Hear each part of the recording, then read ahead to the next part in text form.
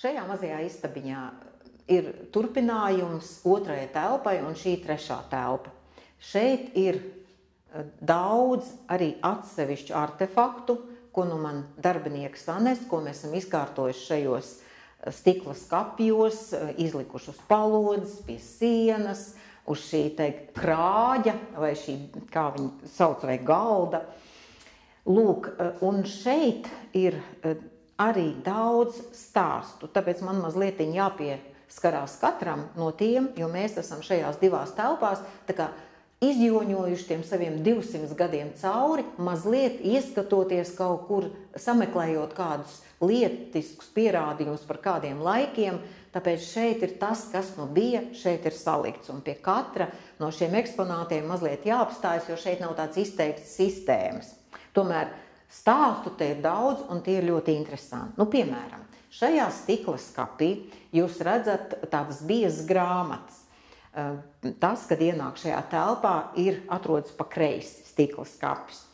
Lūk, šīs ir farmakopejas, jeb aptiekas recepšu grāmatas. No šīm grāmatām arī bija izrakstīti tieši pikeri, kurus mēs redzējām tajā otrajā telpā, ar kuriem strādāja ikdienā mūsu aptiekas darbinieki. Tālāk zemāk jau jūs redzat šeit tāds galvaskauss. Tas ir noteikti bijis lietošanā kādam no mūsu rezidentiem, kuri sagatavo kādus saistītus materiālus, vai varbūt arī, ka tas ir bijis lietošanā kādam no mūsu ārstiem, kuri arī bija pasniedzēji Stradiņu universitātes psihiatrijas, narkoloģijas studentiem. Jo šeit mūsu ārstniecības iestādē atrodas arī Stradiņu universitātes psihiatrijas un narkoloģijas katedra. Visi šie, ko jūs redzat, un arī šie materiāli liela daļa ir paņemta arī un atrasta renovējumās telpās, mājās, ēkās, pagrabos, bēniņos. Un šo te es arī atradu tādu jau kā noliktu maliņā pirms renovācijas, laikam nevajadzīgu, bet man likās, kur nu psihiatrija bez galvaskausa.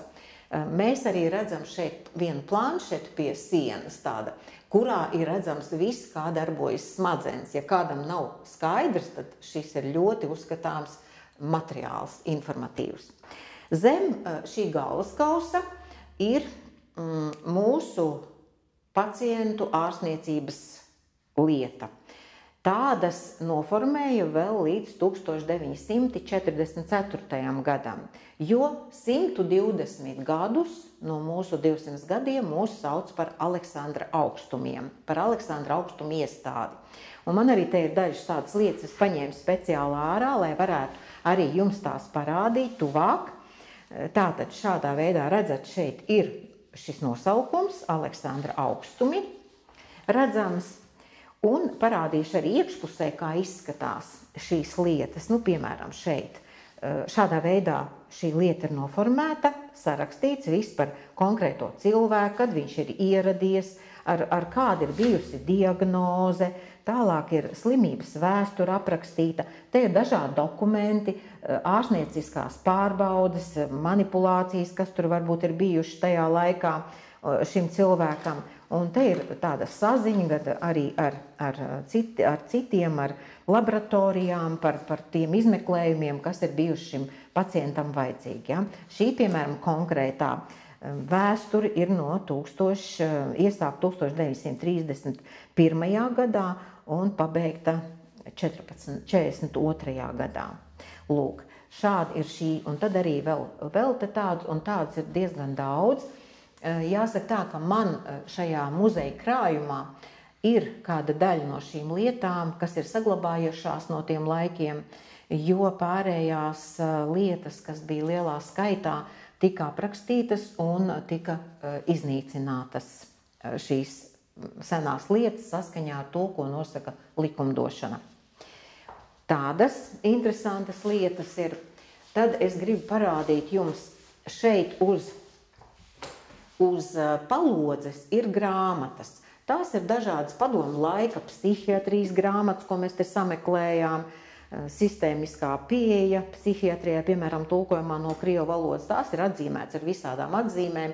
Arī laikam jau cilvēkiem vairs nebija vajadzīgi, mūsu speciālistiem jau ir citas grāmatas, un tās mēs atradām arī renovējamās mājās kā nevajadzīgu likvidējamu lietu.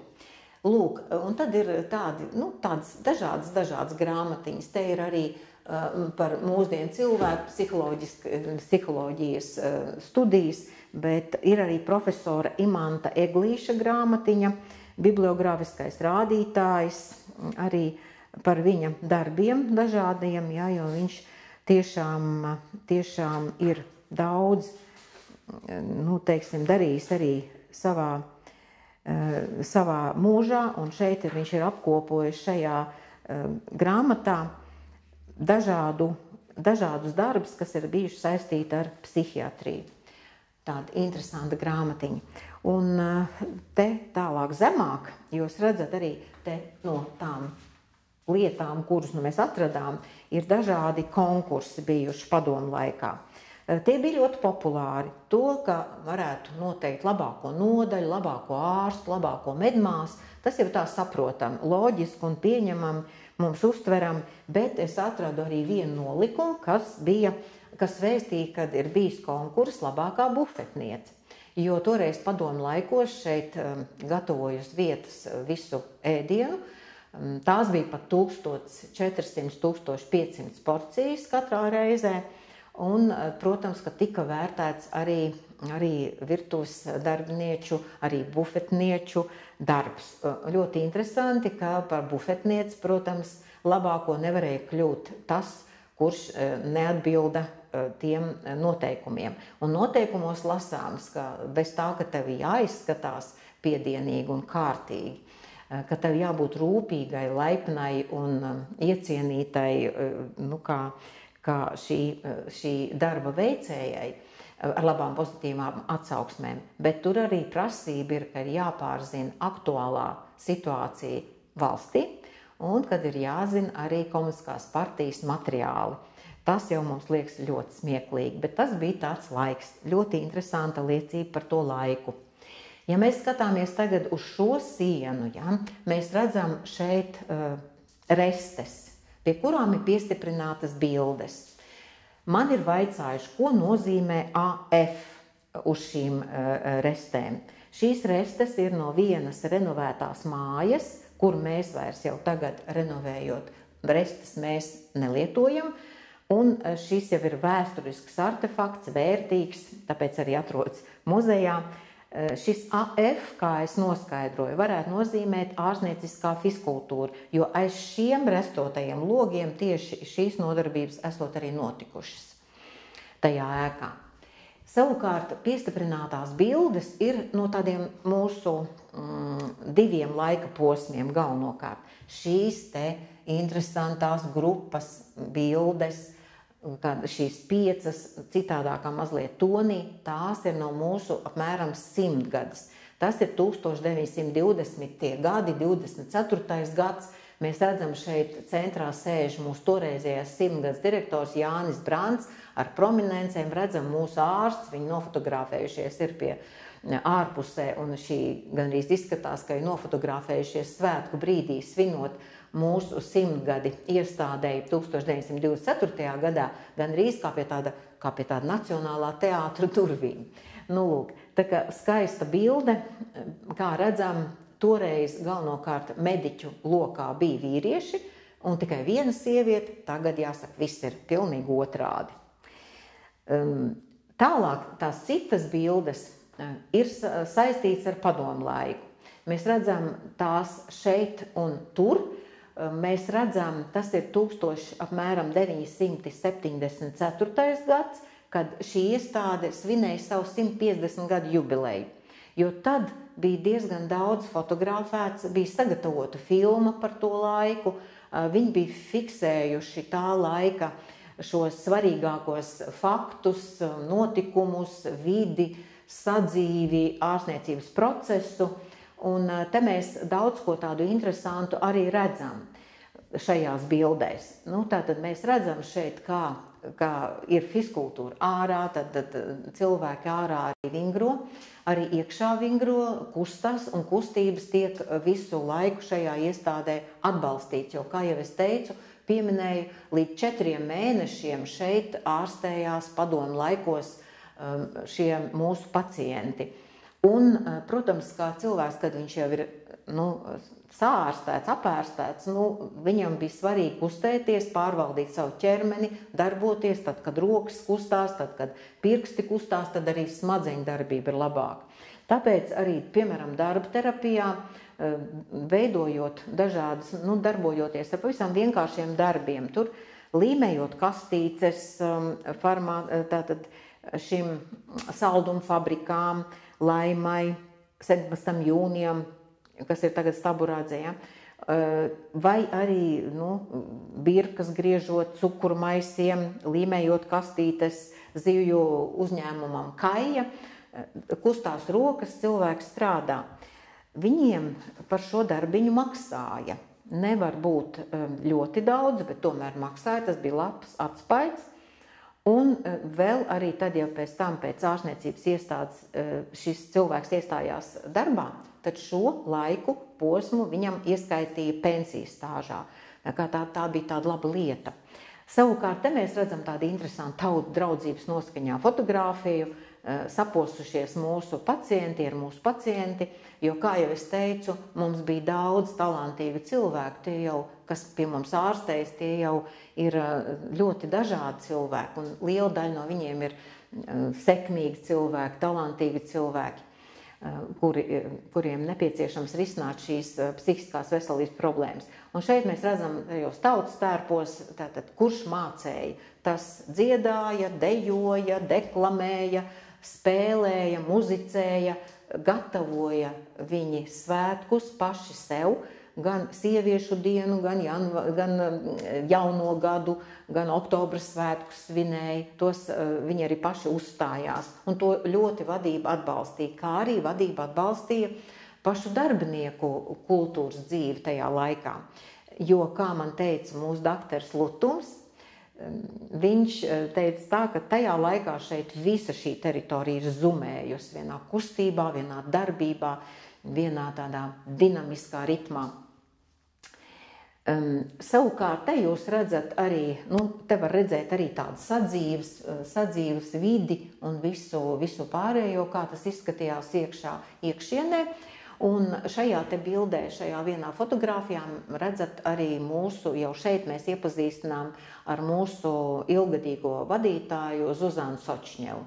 Šeit viņi redzam ar savām palīdzēm. Savukārt šeit, šajā planšetē, te mēs redzam savukārt gan iekšējās aptiekas kādus momentus, gan arī mēs redzam to pašu darba terapiju, atkal savādāku darba procesu.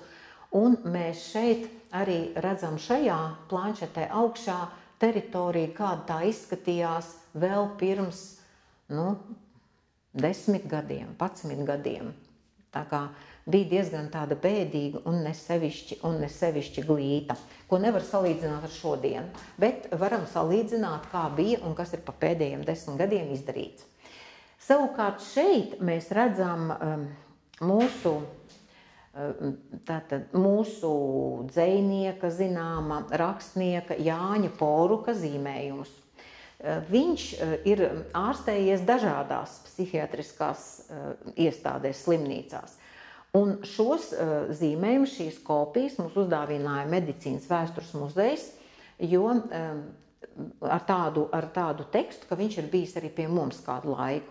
Jānis Poruks nomira 1911. gadā Tartu Klīniskajā universitātes slimnīcā, bet mēs vienmēr sakām, ka ne jau diagnoze raksturo cilvēku, bet tas, ko viņš ir spējis savā dzīvē paveikt un atstāt mums, pārējai sabiedrībai dot. Un Jānis Poruks ir veidojis latviešu kultūru, latviešu dzīves ziņu, latviešu valodu, un viņš vienmēr būs mīlēts rakstnieks un dzejnieks.